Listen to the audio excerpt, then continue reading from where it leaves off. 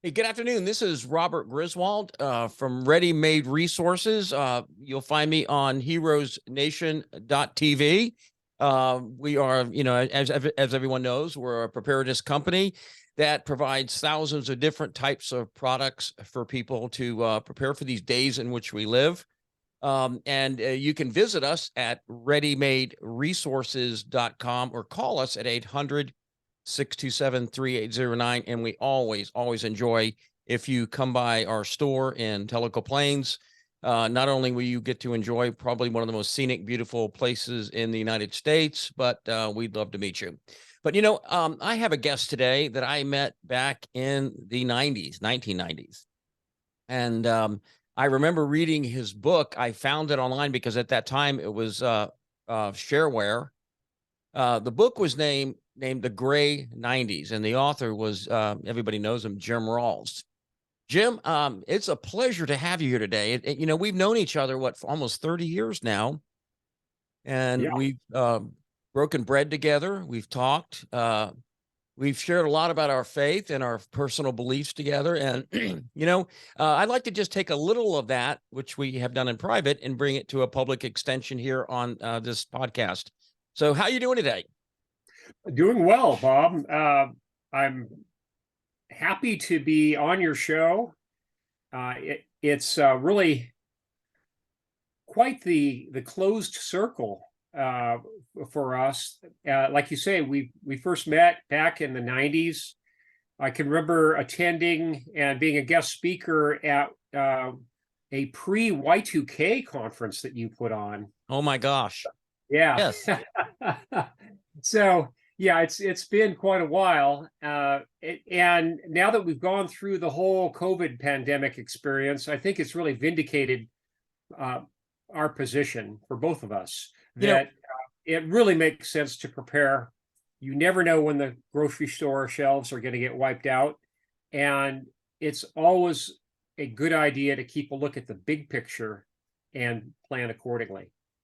I want to draw back into the 1990s a little bit this afternoon because I hear from time to time, well, actually more than time to time, when it hits the fan, I want to be prepared. But Jim, if we use the gray 90s as a roadmap or as a benchmark, um, you know, I would say it has already hit the fan. COVID specifically mentioned how quickly American people complied and turned into, you know, government automatons. How quickly a section of America turned into, mask Nazis and just, absolutely coming unglued if they saw somebody who didn't follow their form of orthodoxy. One of the things we'd mentioned, and this is what I want to give a reference to, is you had mentioned back in the 1990s buying gold and silver, and we talked about that just a few seconds before we came on air. You know, we talk about a financial collapse. Well, Jim, what was the price of silver back when we met? Well, when we met, I think it was around, oh boy, $8 an ounce, and then it dropped as low as $5.16 an ounce. Uh, I bought my largest chunk of silver when it was $5.25 an ounce, and I was paying only 20 cents over spot for 100-ounce Engelhard bars, serialized Engelhard bars. And now So what is it? $545 a bar. Lord knows what those are right now. I think you're looking at probably, oh gosh, 2,600 or 2,700 a piece, probably.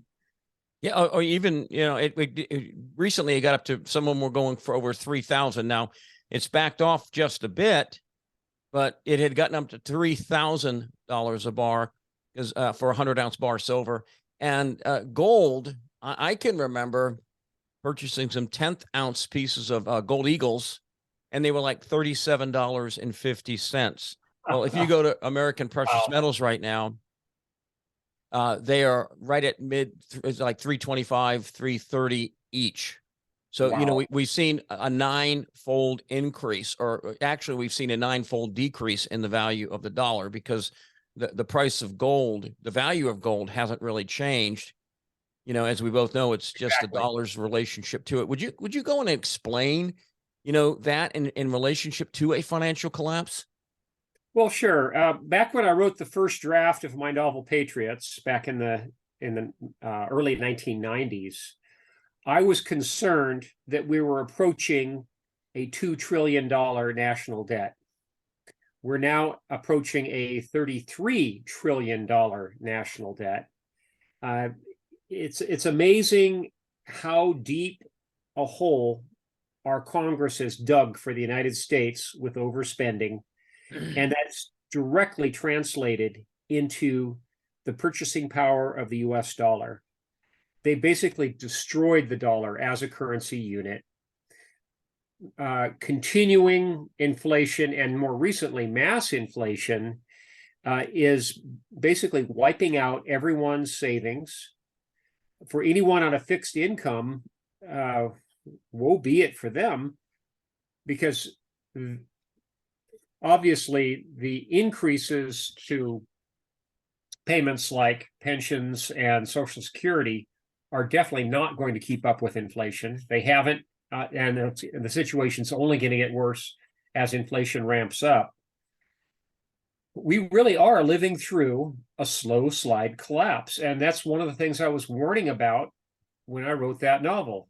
Of course, I wrote the novel in terms of a fast collapse, but I've always been warning my readers, both in my books and my blog, that we could just as well be in a slow slide collapse, and I think we're living it right now. I look at the homeless rate in America. Now, I know a lot of people are homeless due to, personal choices they make, drugs or so forth like that. But there are a lot of veterans and more what you would consider average citizens just can't afford the mortgage payment and so forth, and they're having to go homeless. Yeah.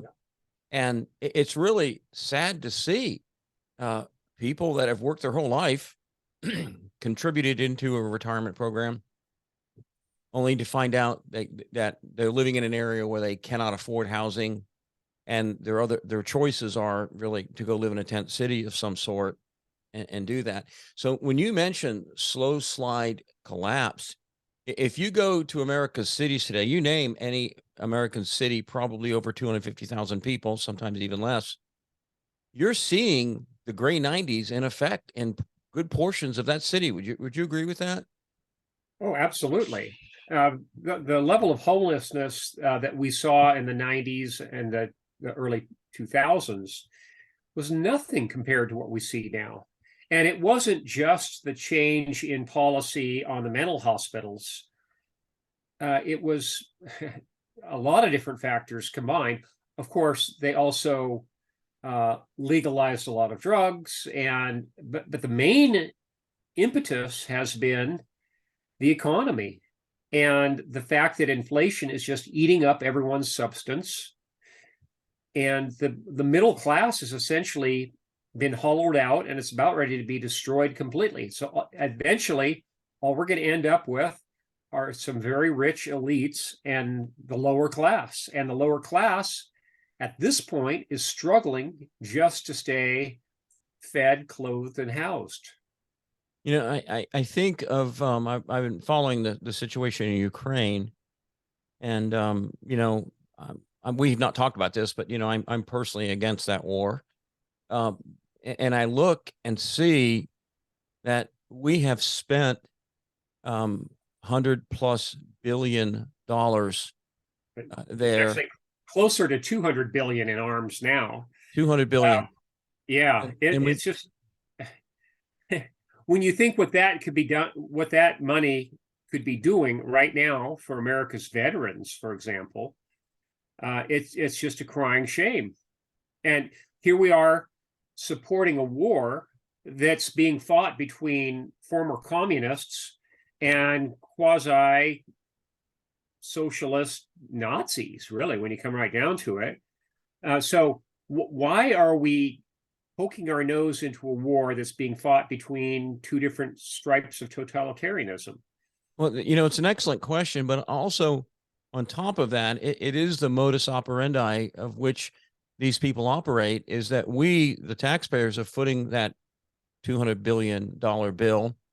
And at the same time, once this country is destroyed, I've noticed that BlackRock is going in, BlackRock being the land holding company, is going in and purchasing vast portions of Ukraine at war torn prices, which will indenture these people for who knows how long. Yeah. And We've got to mention BlackRock is also America's biggest landlord. precisely. And so as what we see going on in Ukraine right now, how I mean, it's almost like a scam. Well, let's just say almost, okay, but maybe a little bit further towards definitely. We, the taxpayers, have footed an enormous bill to destroy that country. And at the time that the uber wealthy through BlackRock are going in and buying it up at bargain rate prices, which will obviously indenture people because he who owns the land, you obey. I mean, back in the feudal days, you might have lived on the Lord's property, Right. and you were gracious to live there, but a certain amount of where do we get the word landlord? yes, Yeah. a certain amount of substance went to the landlord. And today, I look at the United States, and it might not be bombs blowing up and destroying our cities, but definitely, we have ideology destroying the cities. We look at San Francisco, and high end stores are fleeing, people are fleeing, where the tax base is being eviscerated. Now, this is not only in San Francisco, but in hundreds of other American cities. And as you mentioned, who is there buying it up? BlackRock BlackRock. and the other major property management and capital companies.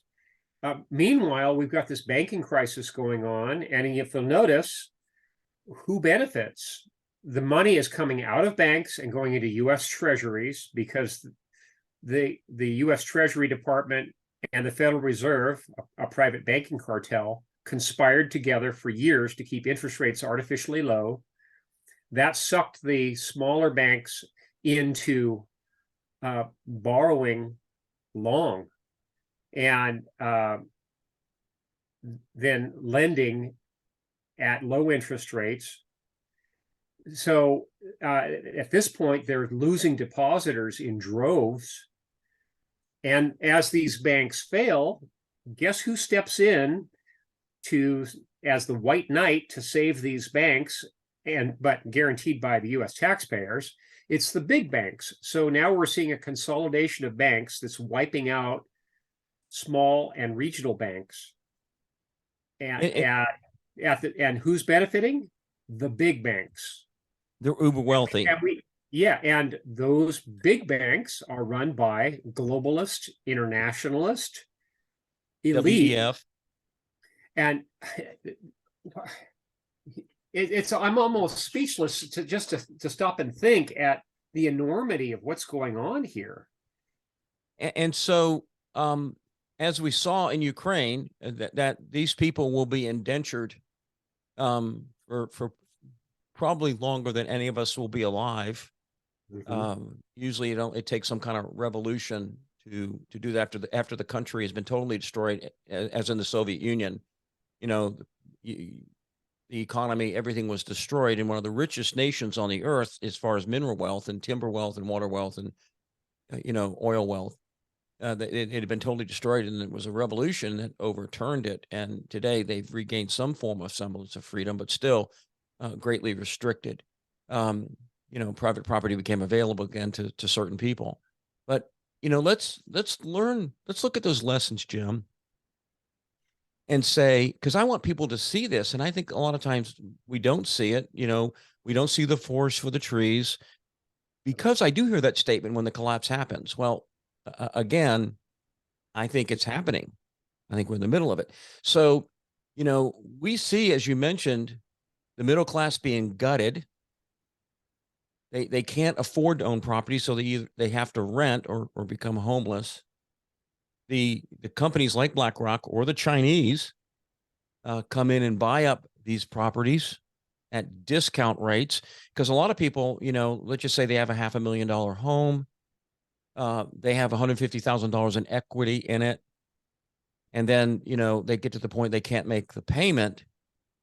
Well, the bank repossesses it, and most likely most of that $150,000 in equity is going to disappear. They're not going to get that back, which is going to bankrupt them. I mean, and they're still going to owe that $350,000. We see that going on in the United States in mass right now.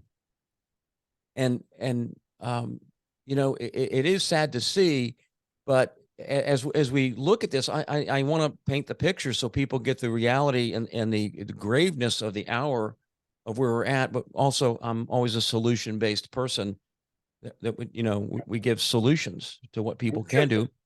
Sure. I mean, at this point, we're just seeing the beginning of a real estate collapse and a corresponding banking collapse.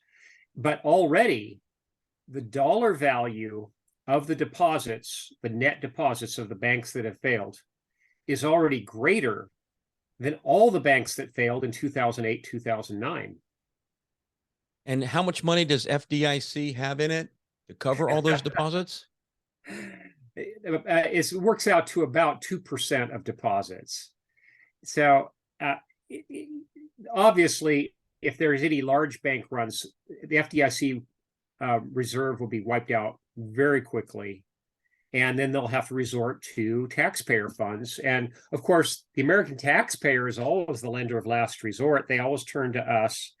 And this time, I think we're looking at over $1 trillion. Yes. It'll be the biggest bailout in American history. Does it fit in? Just seeing the beginning of it. Does it fit in? Because this is where I think it's headed. We talk about slavery. We know World Economic Forum, the globalists, these people want to enslave people. Would you agree with that? They want slaves? Oh, absolutely. Okay. So they hated evil. They keep pushing the central bank digital currency, and the banks collapse. And then they say, well, we can't give you paper back. We can't give you something you can hold in your hand, but we can fill your account with central bank digital currency, a digital currency. Does that end up with the greatest enslavement? First of all, is that possible? Is that a feasible suggestion? Oh, it's absolutely feasible. And, there's some more infrastructure they need to put in place for this. But once they do, people need to think through the full implications of this, because a sovereign cryptocurrency is basically everything that a private crypto isn't. Private cryptocurrencies are essentially opaque. Nobody knows what's going on except the two people transacting their business. Central bank digital currencies, also known as sovereign cryptos, are absolutely transparent. The government and your bank, or whoever is running the crypto, will have full transparency of every transaction. They'll know the dollar value of that transaction. They'll have the social security numbers of both people on either side of that trade. They'll know what is being transacted, what the merchandise is, and they can tax that right on the spot with every transaction if they want to. They'll have full transparency. Financial privacy will become a thing of the past in the United States, and all that we'll have left for real financial privacy is simply barter. And that would, of course, include precious metals. But otherwise, every other transaction is going to be tracked from beginning to end, and they'll be able to apply a social credit score and stop that transaction before it's completed, before the final resolution of that crypto trade. What happens to guns and ammo? Say, for example, if it's guns and ammunition, or it's alcohol, and your profile shows that you might have a tendency toward alcoholism. Well, sorry, no alcohol for you. Or you attended some rally somewhere 3 or 4 years ago. And so, sorry, no guns for you, no ammunition for you, no large capacity magazines for you. They could literally do this in the blink of an eye. You know, Social credit scoring is already in process, in full progress in mainland China right now. yes. You know, I know millions of people have enjoyed reading the book Patriots. I have. I mean, it's a great novel, one of the greatest dystopian novels out there, and the story really pulls you in, and the despair of that time, it really rings home in your soul as you read the book. You know what it would be like, but even in that book, people had some financial freedom. Dollars were still there, Right. and so what you're describing is in some ways worse than the scenario of your book. Do you agree with that? Yeah, I would. Again, the privacy just won't be there.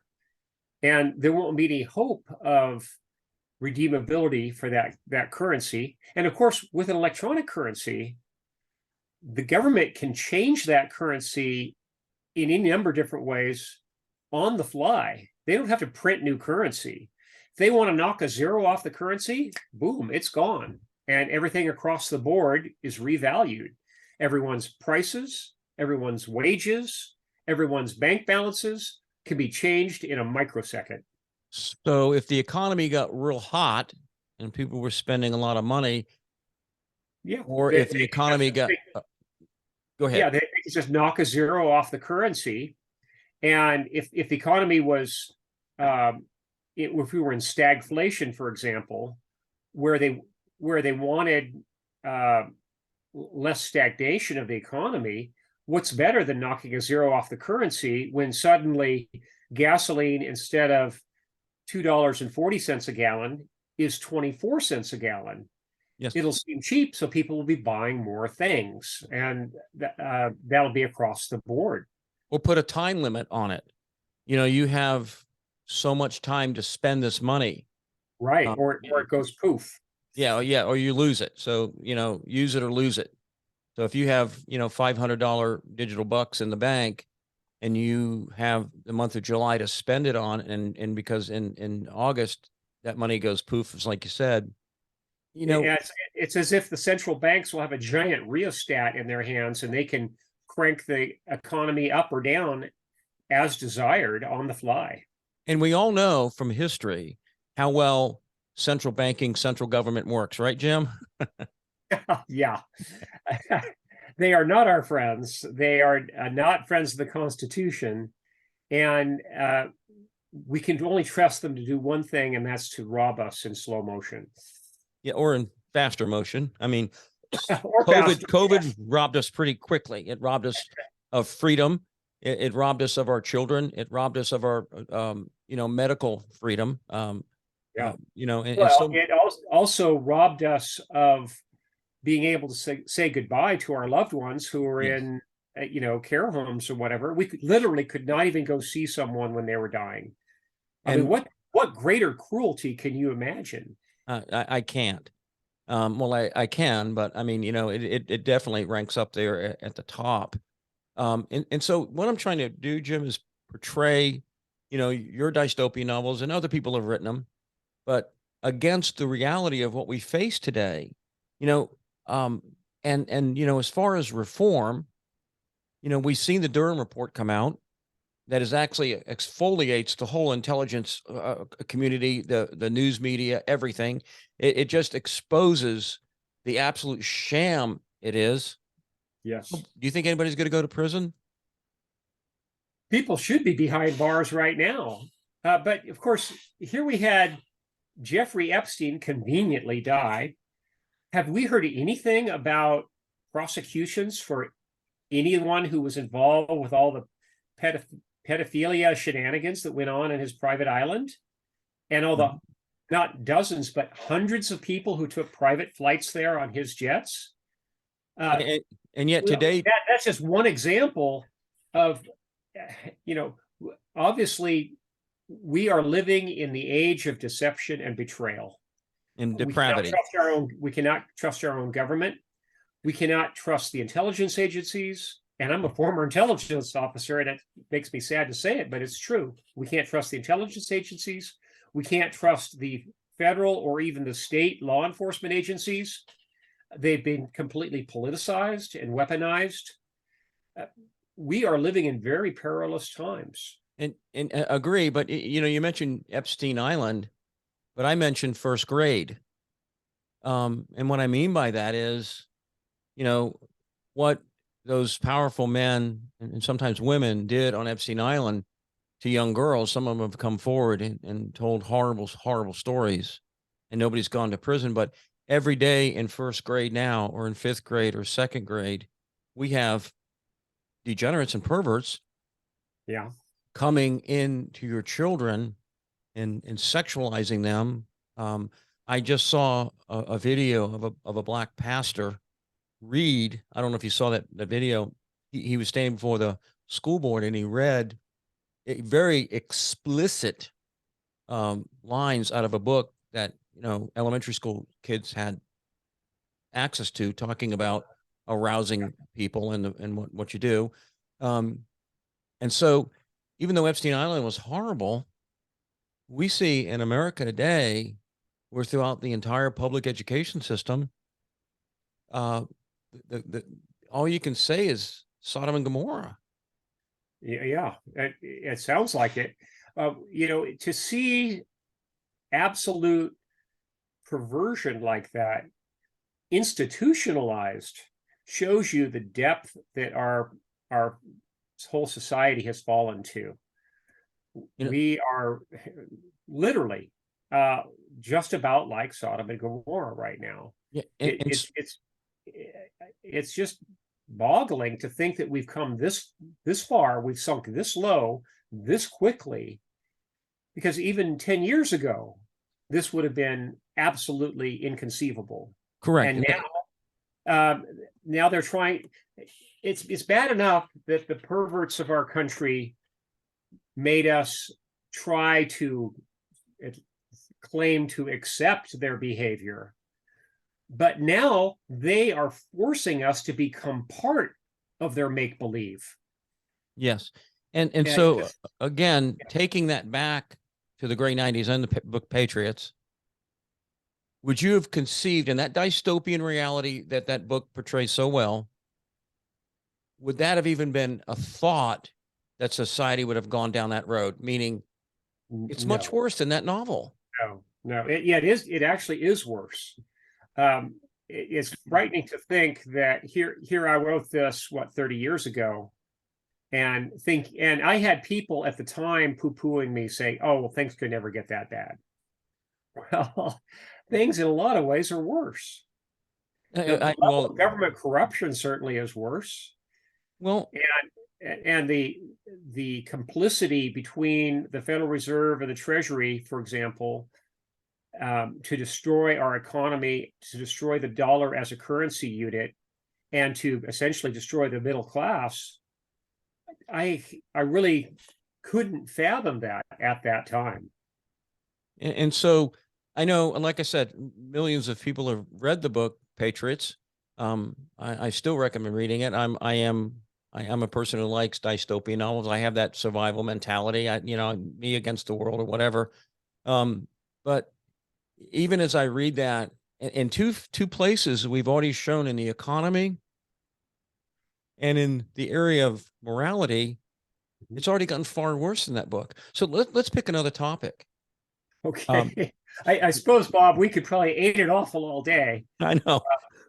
Maybe we ought to shift and talk about practical solutions for folks, because well, one more thing, you know, gun ownership, because the government went after gun ownership. So we see right now, in just 7 days, possibly 40 million Americans are going to become felons.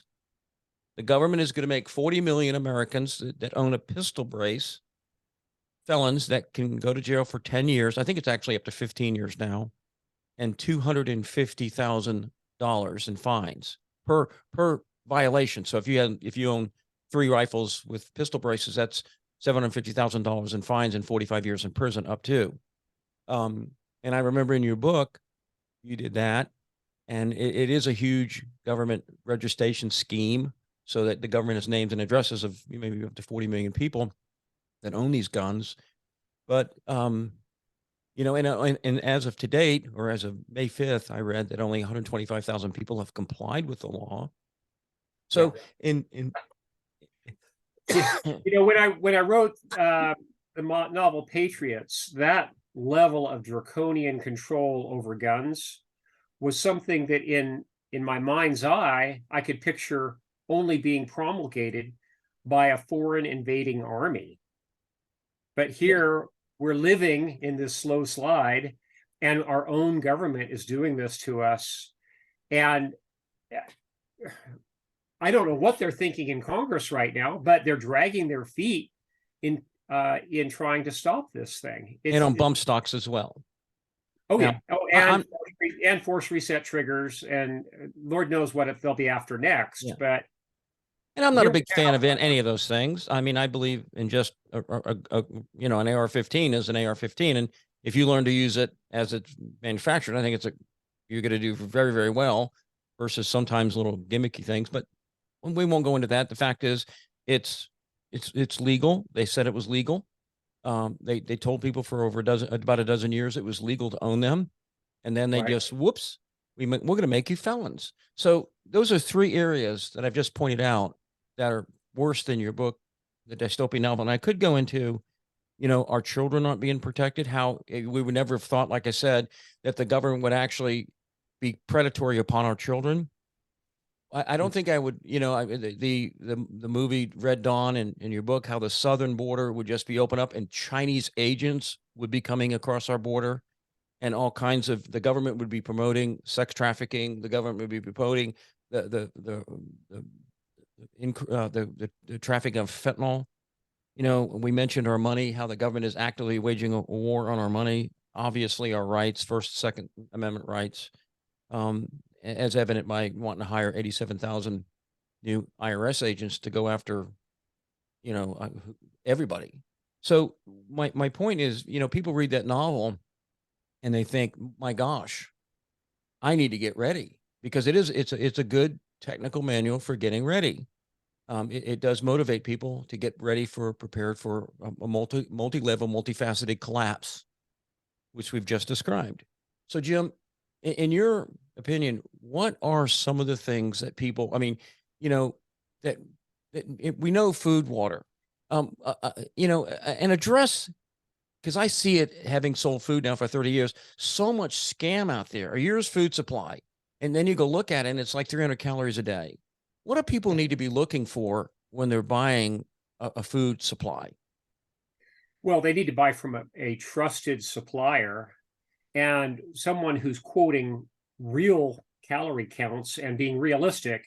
The calorie counts that some of these vendors are providing with their supposed 2-month, 3-month, 6-month packages are the equivalent of what prisoners in concentration camps were getting. We're talking 1,100 calories a day, some of these things. So if that, you can't even live on, you cannot literally, you can't lay on a bunk and live on that and not waste away, much less try to be self-sufficient and go out and cut firewood and harvest hay and take care of livestock and maybe do perimeter defense and plant a garden. That's going to require a lot more calories every day. We're talking 3,000 calories plus for a physically active adult male. And I tell people, go ahead. Sorry. So people need to be realistic about what their caloric needs are. They need to have quality foods that are not totally laden with preservatives and, in many cases, too much salt. People need to buy quality food and food that's properly packaged. A lot of the nitrogen-packed cans have been tested from some of these fly-by-night small companies, and they've been found to have no nitrogen or hardly any nitrogen in them. It's essentially just ambient air that's in those cans, but yet they're charging the same price they would as if it was properly nitrogen packed. Yeah, you have to be careful because the atmosphere is comprised of about 70, I think 78% nitrogen. Right. So if I just put air in the can, I can say it's nitrogen packed. And, you know, Yeah. Well, if someone was dishonest, they would say that. But yeah, but the folks are not getting above ambient air composition with a lot of these packaged foods, and they really need to buy from trusted manufacturers and trusted vendors. yeah. And if you're buying from a long established company like Oregon Freeze Dried, which is the parent company of Mountain House, you know you're getting quality because they supply freeze dried foods to the U.S. Navy for nuclear submarines for their Yes, they do. crews. And So they're not going to pull the wool over the eyes of the U.S. Navy. They claim something is as it is, you know it really is. They're truly trustworthy folks. I So want to give I want to give call out to also Numana Foods. They've been thoroughly tested, and a new one, Jim. I don't know if you've heard of it. I'm going to send you some samples. Peak Refuel. Oh my gosh, it is the most tasty. These folks have done it correctly, and it's been all independently tested. But Peak Refuel has twice the protein, and that's always what I want to look at when I'm looking at a food supply: protein, because that yeah, means meat generally, meat, and that's the expensive thing you put in a can. Sugar's the cheap thing you put in a can. Meat's the yeah, expensive thing you put in a can. yeah, and a lot of the manufacturers, if you look at their food packages, they bulk way up on rice and grains and sugars because those are inexpensive for them to pack, and they skimp on the complex carbohydrates and the oils, the essential the fats and oils that we need for our diet. They skimp on those, and they certainly skimp on protein, all your meats. Another thing I always talk to people, because I know your wife and my wife's gone through naturopathic school, is that, even the best of freeze dried foods is what they would call enzymatically dead. The freeze drying process, it Mhm. doesn't have anything living like living enzymes in it anymore. Like you take a freeze dried apple and put it out, and it looks like that for a long time. If you take an apple and slice it, it starts to turn brown. And the importance, this is why I tell people all the time, the importance of those enzymes in your diet so that your digestion process works well. We highly, highly, highly recommend sprouting Right. as part of your diet, because I can grow sprouts in 3 days, and I can grow bean sprouts, radish sprouts, Yeah, alfalfa, and clover. even someone who lives in an apartment can easily grow sprouts. They're very compact, fairly lightweight, and the nutritive value of sprouted grains versus the grains sitting there is like night and day. You get a Yes. tremendous wealth of minerals and nutrients in sprouts. I highly recommend it. Yeah, I like snacking on them every day. Just broccoli sprouts or radish sprouts. I think they're very healthy for us just on a day to day basis, and being healthy, especially when you would have a dystopian situation, a breakdown of law and order, or whatever, or a situation of high stress. We have financial collapse, and you're having to do extra things. Having good food to put in your body is going to make your body work much better. Jim, I am an active gardener. I love gardening, and right outside right now in my house, I have beautiful broccoli growing. I have cherries growing, um, you know, green beans, carrots, potatoes. I have all that growing. But I tell people this. They go, how do you do that? And I said, well, I don't grow plants. I build dirt. Um, Mm. if the dirt is good, the soil is good, and it's nutrient rich and loamy, those plants are going to be far less susceptible to bugs and disease. And it's the same thing with us. If we feed ourselves junk food all the time, you're not going to be as equipped to survive a dystopian or hardship as you would if you've been eating good food. You build good, you have good dirt, you put good food into the Sure. engine, and that. So you would pretty much agree with me that is critical to have good quality food and not just check a box because I bought some, $1,000 year's food supply. Right. Yeah. And now this, And same by the way goes for gardening seed. People need to buy a quality seed that matches their climate zone, especially for your listeners who are living in far northern climate zones or down in semi-tropical zones. They need a seed supply that matches their climate zone, and they need to buy heirloom open pollinated seeds so they can save seed and have it breed true generation after generation. Don't skimp on that, folks, and buy lots of extras, because all your friends and neighbors and relatives are going to need seeds too. And there's a book out there, From Seed to Seed, and there's other books. Most people would say, well, I know how to collect a tomato seed. And although there is a process to collecting them correctly, a watermelon seed, okay, no problem. My watermelons, some of them rot in the field, and next year there's watermelons growing again. So it's not hard. But how many people really know how to collect broccoli seeds or carrot seeds or seeds like that? And so having a book like From Seed to Seed is an important part of your preparation library, that when time comes, because carrots, it takes 2 seasons to collect the seeds. The first year you do it, and then the second year they go ahead and you collect seed. A lot of people don't know that. And so that kind of knowledge is what we always tell people. And I know you agree with me, a survival library is absolutely critical. Oh, absolutely. People need to think all these things through. They need to put together some prioritized lists with things like water filtration and food storage at the very top. And then, well, even at my website, I've got what I call the list of lists. It's an Excel spreadsheet that people could download. But you need to think through all the other crucial areas for preparedness, whether it's communications, self-defense, first aid, all your communications equipment is very important, and night vision equipment is something people should definitely not overlook. So I talk with consulting clients several times a month at the minimum, sometimes several times a week. And invariably, most of them have really elaborate gun collections. So they even have plenty of ammunition and magazines and cleaning equipment. But then I ask them about night vision equipment. They say, oh, it's kind of expensive and I never really got around to it. What's the point of having a dozen guns if not just one of those is capable of night fighting? You're basically setting yourself at a huge disadvantage, especially on the modern battlefield. You need to have night vision capability. You just hit my ding, ding, ding button twice.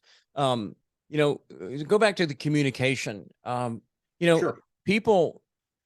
My experience is people don't want to do it because there's a technological learning curve. It's something I have to learn. You've got to take a snapshot of the technology at some point. And it's always painful to look back a dozen years later and see that technology has advanced and prices may have maybe come down in some areas. But you've got to take a snapshot somewhere. But to go without is a huge mistake for both communications and night vision equipment. For communications, I recommend that people keep it simple. Yes. Find out what people are using locally. If there's a local 2-meter network, then get involved in ham radio and get both a 2-meter base station and a couple of handhelds. If people are still using CB in your area, go ahead and get CBs. And if you want to be more private, go for either, probably the best thing to do would probably be MERS band, which is very lightly used even in suburban areas. MERS is the multiple user radio system, MERS. MURS, and that coincidentally is the same frequency used for the Dakota Alert driveway alarms, and everyone needs a driveway alarm as well. If you're living on anything more than 1/8 of an acre, you need to have a driveway alarm, and those use the MERS band. So on the same handheld, the same walkie-talkie or handy-talkie that you have on your belt, you can have push to talk. You can have your MERS alert saying, alert zone 1, when someone's coming up your driveway, and you can tune it to the National Weather Service and get weather alerts all on one handheld. I have a friend, you can visit him at brushbeater.org, and he teaches radio, and I've been to his classes. And Oh my gosh. First time I went to his class and saw what radio can do, we all think about it. First of all, I'm a big proponent of I use radio to listen. You're an intelligence officer. I want to Sure. hear what Joe's doing. I don't want Joe to hear what I'm doing. I Right. want to listen and do that. And plus, with MERS bands, that they are limited as far as distance they travel, generally about a half a mile. And so, Yeah. if I have people talking on MERS, I've got neighbors, I've got people close. See, that's all intel that I get from having a radio. Also, I've listened to radio because I've really delved into radio a lot, and it's amazing. I mean, I've heard people talk about their affairs. I've heard people talk about how much mountain house they have stored in their basement, how many guns they have. Oh gosh. I mean, it's Yeah, just like, OPSEC is well, or ComSec and OPSEC are big issues as well. And I guess that's probably more than we need to plunge into right now. But people do need to be circumspect about what they talk about on the radio, obviously. I know, But to back up a little bit, communications is a huge force multiplier. Communication it's intelligence comment is a force multiplier, and night vision is a huge force I multiplier. want to, yeah, I want to get to night vision, but I know a lot of people like programming the radios. Just a little tidbit: I will never program a radio again because if I lose it, I give away intel. People see what frequencies I program into my radio. In the military, they use something called PACE, Papa Alpha Charlie Echo, Right. and it means primary, alternate, contingency, emergency. And so every time I would go out, I would change those PACE frequencies. If my primary frequency gets burnt, I go to my alternate and so forth and so forth. But I learned this from Brush Beater. There's so many things that you can do with radio that might not be the most legal right now, but in an emergency, as I say, if the zombies are out eating people, I really don't care. Well, and even under FCC regulations, in a disaster, anyone is allowed to use basically any frequency at any time without fear Yeah, of prosecution in a declared emergency. yeah, and even male, female. A female, because it's very easy to direction find UHF, VHF radio. It's very, very easy. Male, female. When a female talks, in a collapse situation, we don't need to go into the particular details, but we all know that that's probably more dangerous for her. And I have on my cell phone a thing called text to speech, Right. and all I do is type in whatever I want to type in, and it'll repeat it back in an electronic voice. Right. And so I never give away my voice to anybody. And so those are some of the things that you can do with radio. So I just want to give a little stimulant right there that says that radio is an incredible force multiplier. Now we go to night vision. I've used it operationally. I've used it just for fun. And I would say this, Jim, and you can agree or disagree, feel free to, that if I have night vision and I'm trained with it, you can have 100 guns, you can have all your food, you go out of that, and probably I'm going to take it away from you. Yeah, I think that's a fair statement because most people have no clue about operating at night. Now, granted, there's a large number of young men in this country who've rotated through Iraq or Afghanistan and have come back with that knowledge, but they're still in the minority. We're talking maybe 5% of the population has worked operationally with night vision equipment. And that leaves 95% of the people who are absolutely clueless and who are, if I was to go up against them, again, let's just suffice it to say that night vision is a huge force multiplier. It makes one guy fight like at least a squad. Yeah, you can, and with modern, even thermal, and you take thermal and night vision, it is really a perfect marriage. I know we were running, again, Brush Beater has a night vision seminar he teaches, and we were doing that. We had 20 people, and surprisingly, there's women in the group now. I mean, women are starting to take this seriously and do it, which was really exciting to see. But we were out on back 40 acres, and it was rainy, cloudy, miserable. It was full canopy, no moon, obviously. So it was extremely dark conditions. And the one team, the 10-man team, they go somewhere and embed. And the other team has to go find them. Well, the one team embedded really well. And so night vision, they were embedded up in the wood line. And so, covered themselves up. So night vision at that point became a little problematic as one team was patrolling. But we pulled out that thermal unit. Yeah, And they're amazing. no They really bueno. are. And I mean, there they are. There they are. And in that advantage, we had, I don't know if you know Jamie Walden, Omega Dynamics, but he was a former combat Marine in Iraq. And he goes, okay, boys, we're going to have some fun here. And split the team up. And he did an L-shaped ambush on them. And, they didn't fare too well. But it just, if you do have that night vision or thermal, you really do have to snatch defeat out of the jaws of victory. So it just can't overemphasize the need for those two types of things in a scenario, which I believe is not only here, but it's coming, and it's going to get much, much worse. We see the whole infrastructure of the United States breaking down. I don't think you can name one element of our once famous and strong country, from our military to our borders to our money, our morals, that is not absolutely in free fall. And sooner or later, in some places, it's already happened. You go to cities today, and there's major portions of cities where it is, you could go in there and write a dystopian novel. But what other things do people really need to pay attention to right now? I mean, so we've talked about food, water, and I want to mention this also about water.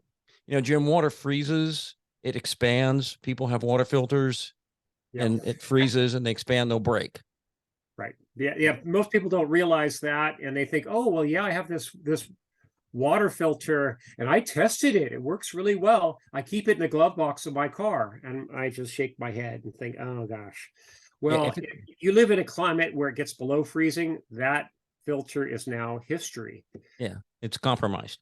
Yeah. So just again, something that operational experience gives you the ability to prepare for that. I mean, if I was hiking in cold country and had a little small filter, I would definitely stick it inside my belt line up against my skin, to use my body warmth to keep that filter from freezing. That's just what I do, or something to that effect. Water filtration is crucial, and people need to practice with this stuff. Practice using a pre-filter. Get used to whatever system that you've chosen, but it means buying redundant sets for everything, basically, except your house kitchen top, like a big Berkey. You only need one of those, but spare filter elements for those are a good idea as well.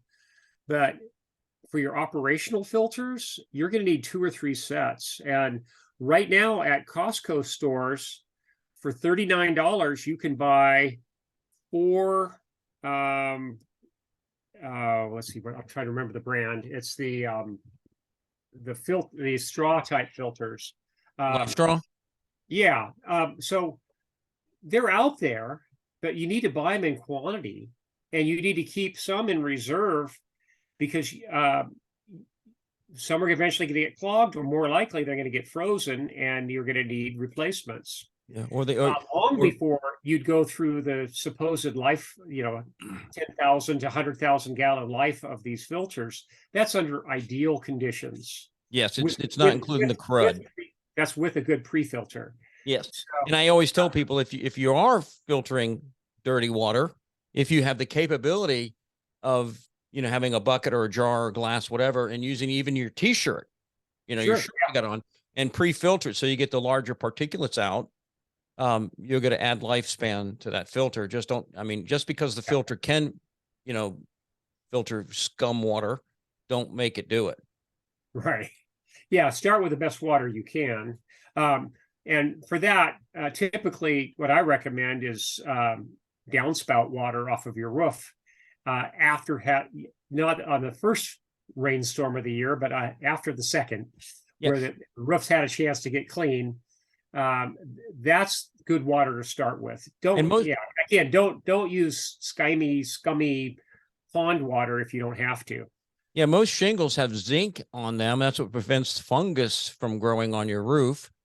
And that zinc, will also help kill a lot of types of bacteria. So not that you want to drink it raw like that, but you know, the shingles having zinc oxide, little zinc granules on it. And that's, like I said, why they don't, you know, mold grows on them. It also helps produce a cleaner water. So Right. you do want to filter it, but still, you know, you're starting out with a better source. Right. Okay, so we've covered some of the big things, medical. Sure. What Yeah. else? Well, one more thing about water, and that is not everyone is going to have a huge surface area with downspouts to draw water from, or they're maybe in a dry climate where they have to depend on surface water. Think in terms of transporting water. If the power grid goes down and folks eventually run out of power for their generators, uh, unless they have a shallow well with a DC well pump, they're probably going to have to think in terms of transporting water from open sources. So think in terms of things like 5-gallon plastic water cans and a heavy duty garden cart, for example, to carry those water cans, because you may not have fuel available to drive your vehicle to go get that Yes, water from a yes. nearby water source. Yeah, yeah, you know, concerning medical, I'm just going to throw out something right now because I did 18th century reenacting. We have a place here, Fort Loudon, which was during the mid 1700s, it was the most forward expanse of the British Empire. And you know, when you go and do reenacting, you have to live that life. You know, you can't have your cell phone or any of that stuff with you, so you're living 17th century life. Right. And you know, the question was asked, what was the number one reason of death in the 1700s? And invariably, people say childbirth. Well, that was number two. Dysentery was number one, right? Well, no, burns. Burns. Oh, okay. Women were cooking with grease, flour, and a lot of times they had linen on, Yeah. and Birds. they Yeah. were open Okay. fire, and Yeah. poof, they'd go up like a torch. And then we know when any good portion of your body is burnt, I mean, dehydration sets in, organ failure sets in, and so forth. So a good medical kit, especially dealing with burns, even in naturopathically, I know I've used lavender Right. Well, oil. yeah, people should go very heavy on burn and trauma, other trauma, because also just think you're going to have all these city slickers who are using axes and hatchets maybe for the first time in their Oh lives. gosh. The number of stitches people are going to have to get, it will be huge, and not to mention sepsis.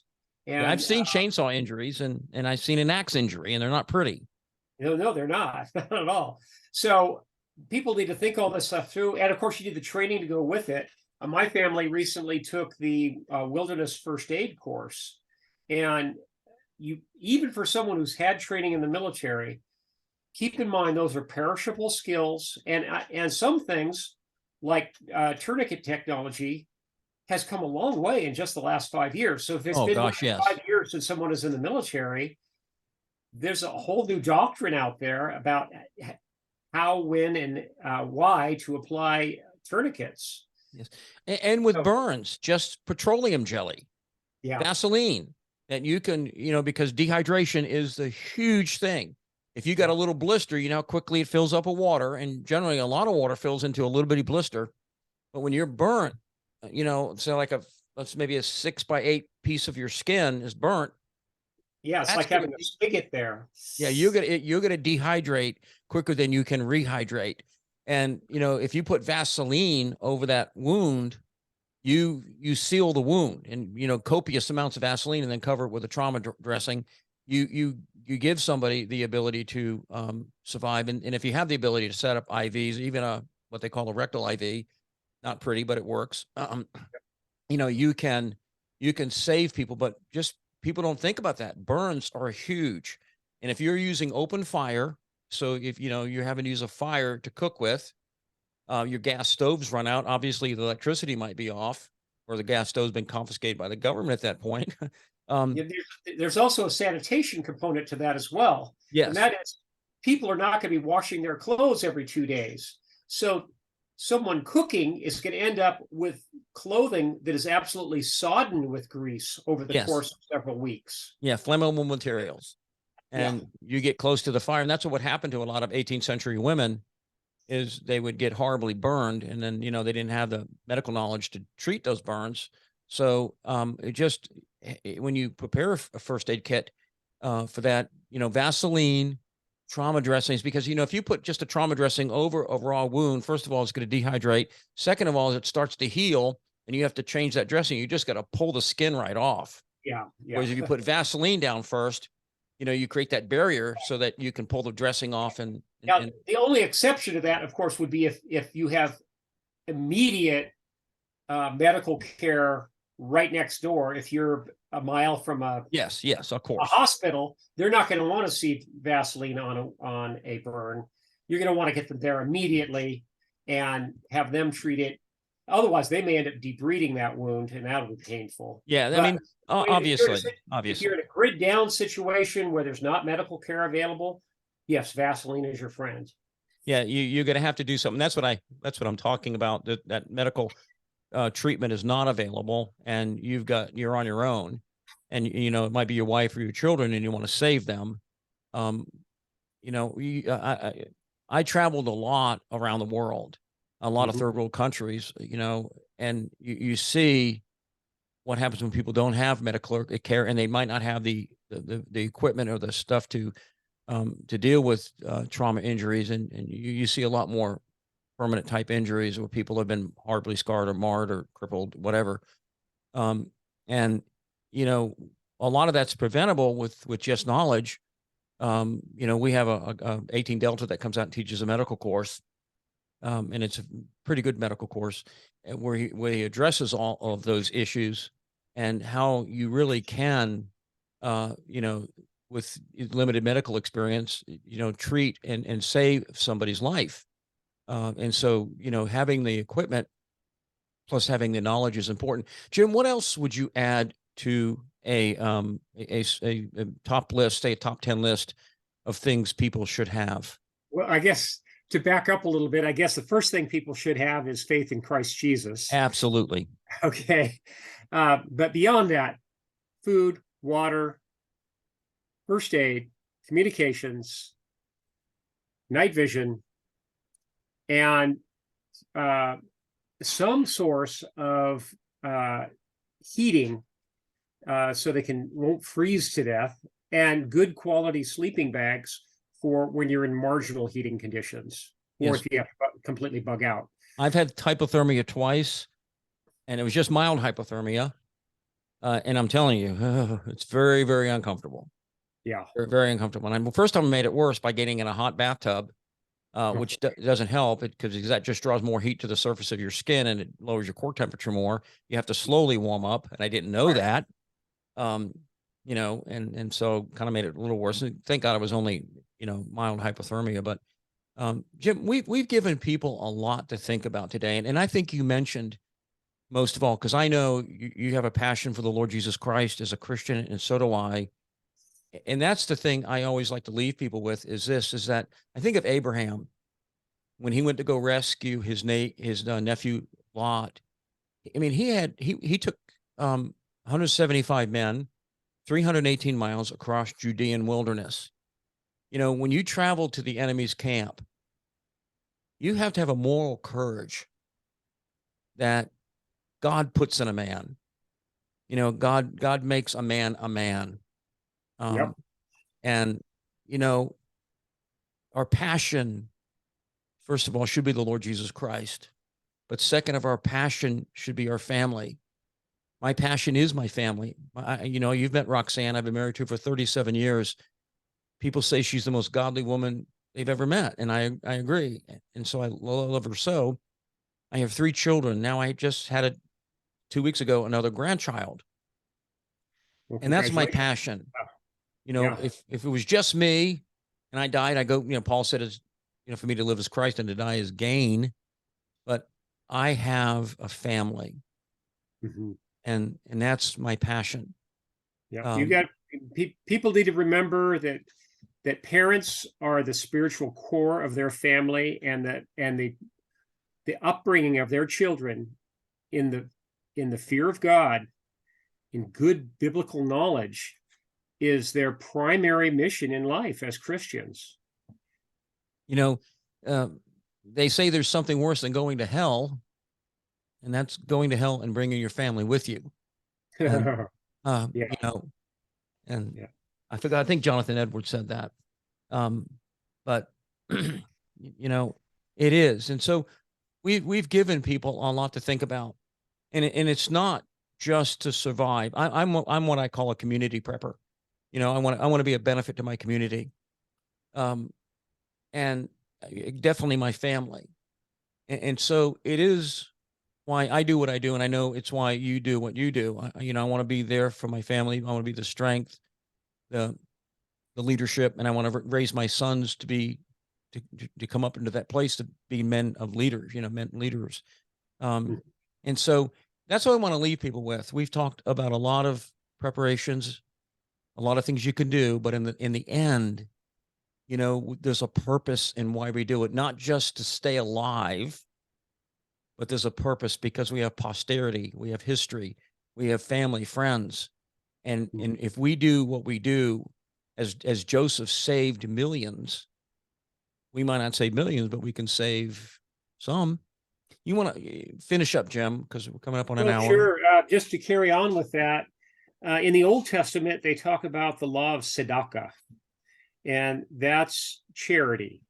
And it starts with your immediate family and then your immediate neighbors, and then going out in concentric rings from there, depending on how God has gifted you. If someone's a multimillionaire, that circle might be a pretty big circle in terms of who they can help in truly calamitous times. But think in terms of Christian charity, but at arm's length, where preferably people won't even know the source of that charity because you're going to be dispensing it through a local church, and you'll have an agreement with your church pastor to do that anonymously. And that fulfills two different requirements. One is for your family's safety. You don't want everyone knowing that you're the local go-to guy who has the huge pile of everything. It also fulfills the biblical requirement that the right hand is not to know what the left hand is doing. So by giving anonymously to charity, you're also not going to be puffing yourself up. So Precisely. it's a win-win in that regard to give through a local church. And that's something you should probably start talking about with your church pastor right now, not after everything falls apart. You want to have all those arrangements in place so that you can get your excess to the people who are in need anonymously. Very good. Jim, it has been, I love you as a brother. Um, I find camaraderie with you as in philosophy and beliefs. And it's a pleasure to have this time with you. And we walked down Likewise. the Emmaus road together, so to speak, for this last hour.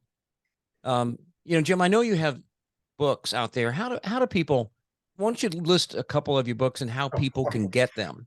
All right, I've written lots of books, the Patriots novel series and several nonfiction books, including How to Survive the End of the World as We Know It. None of them have dropped out of print. Patriots was first published in paperback in the late 90s, or I'm sorry, early 2000s. But they're all out there. Just search on my name, James Wesley Rawles. It's Rawles. Or just go to my website. It's survivalblog.com, just the way it sounds. And all the archives there at Survival Blog are freely accessible. There's no membership required. There's no password required. It's all available free for the taking. And I recommend that people take full advantage of that. And even for someone who's on a fixed income, they could go to a local library and get that all online. Take copious notes or print some things out, but you don't need to buy my books. A lot of that knowledge is out there free of charge, again, at survivalblog.com. Well, again, thank you. And, people, we talked about the supplies. If they want to reach me, they can go to readymaderesources.com or call me at 800-627-3809. Jim, it has really been a pleasure doing this today. I hope we can do it again soon. And I want to thank you. Thank you for being here, and thank you for giving to the people who listen to this and obviously benefit from it. And who knows how it rings in eternity of what lives and effects we've had on people. So again, thank you very much for being here. It's been my pleasure, and God bless you. Thank you, and God bless you and all your listeners. So with that, we'll say goodbye.